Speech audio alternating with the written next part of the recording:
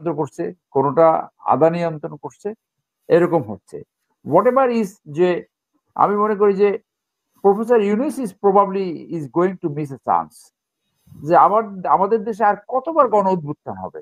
যারা ফেয়ারনেস বুঝে তারাই এখানে চালাতে পারে।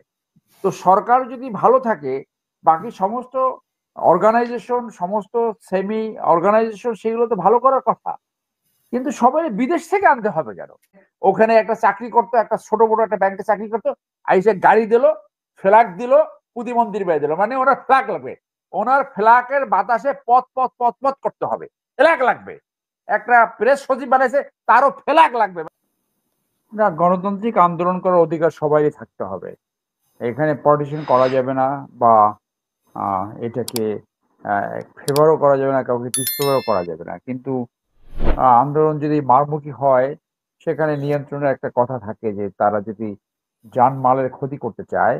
আমি যেহেতু প্রতিদিনই অলমোস্ট বনানী থেকে এই হাইকোর্টে যাই, যখন কোর্ট খোলা থাকে, মানে আন্দোলনের একটা মৌসুম চলছে, দাবি দেওয়ার কোনো শেষ নাই।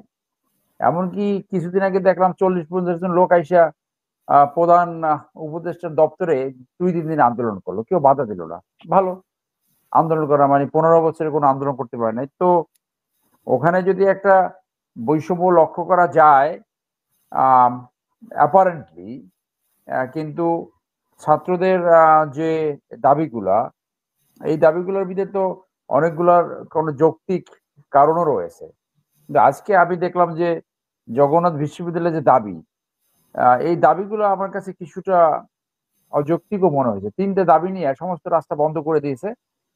আমি যখন হাইকোর্ট থেকে ফিরছিলাম দুপুর 2টার পরে, কোনো দিক থেকে উত্তর দিকে আসতে পারছিলাম না, কোনো দিক থেকে। 2 ঘন্টা ওইখানে আমি ঘুরতেছি, এদিক বন্ধ, ওইদিক বন্ধ, ওইদিক বন্ধ। পরে শহীদ মিনার হয়ে ওই দিকে বিডিআর হয়ে ধানমন্ডি 27 নম্বর থেকে পরে আমার ফিরতে হয়েছে। তো আন্দোলন চল দিয়েছে প্রতিদিন, মানে ওখানে এখন প্রফেসর ইউনুস সাহেবকে অন্য জায়গায় নেওয়া দরকার। এইখানে থাকাতে প্রতিদিন ওইখানে আন্দোলন হয়, আর সব রাস্তা বন্ধ থাকে, সব আন্দোলন একেবারে এখন উপচে আসছে। এখন এই যে কিছু আন্দোলন আছে যেগুলা একটু আনস্টেবল করা, যাদের নিষিদ্ধ হয়েছে তলে তলে একসাথে হয়ে, এগুলো হয়তো সরকারের কাছে কোনো রিপোর্ট থাকতে পারে, সেই জন্য কাউকে ফ্রি অ্যাক্সেস দিচ্ছে, কোনোটা নিয়ন্ত্রণ করছে, কোনোটা আদা নিয়ন্ত্রণ করছে, এরকম হচ্ছে।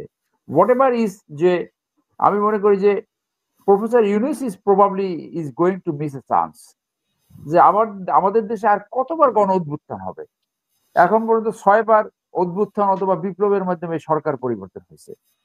তো এটা কোন দেশ? এটা একটা অভাগা জাতি হিতে পরিণত হয়েছে।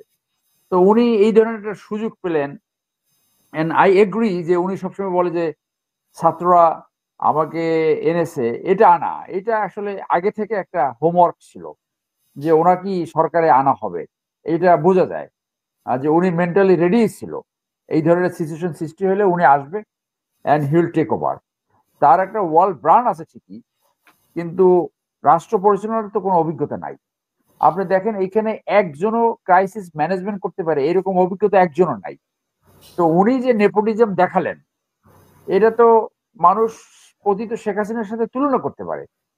ওনার ভাইয়ের ছেলে, ওনার আত্মীয়, ওনার স্টাফ, ওনার পরিচিত জন, ওই যাদেরকে চেনে আর কি, ওই মোরার মামুরা যে কথা বলে, টু দ্যাট এক্সটেন্ট বিডা, যেটা এই যে বাংলাদেশ ইনভেস্টমেন্ট কর্পোরেশন, যেটা এখানে একটা ছেলেকে নিয়ে আসলো, সে হলো তার এই গ্রামীণ ফোনে কাজ করতো, এই গ্রামীণ ব্যাংকে।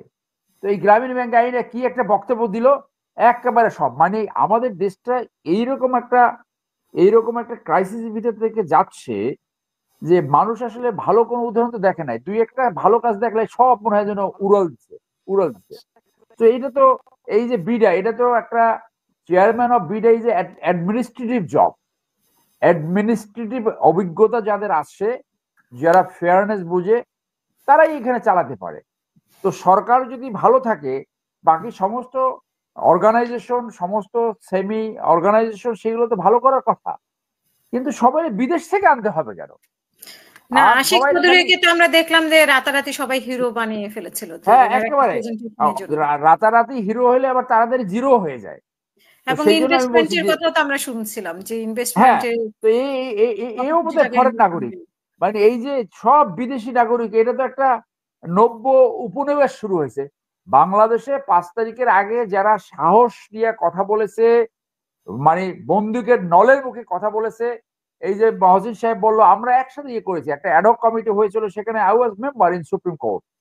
তো সেইখানে এখন সব যাদেরকে চেনে বাংলাদেশে কয়েকজনকে নিয়েছে, মানে almost many of them are the opportunity seeker. এবং কোনোদিন ওই রকম যে একটা সাহসী ভূমিকা রাখছে সেরকমও না। কিন্তু ওনার সাথে নোবেল আনতে গেছে এই মিসেস ফরিদা বেগম, আহ, তারপর ওয়াহিদুদ্দিন আহমদ, যিনি বলছেন যে আমি মনে রাখতে পারি না। তো উনি কি বাংলাদেশে আর কোনো লোক খুঁজে পাচ্ছে না? তো সেই জন্য আমি মনে করি যে ওনার কথাটা দিয়ে আমি শেষ করব যে উই ক্যানট ফেইল।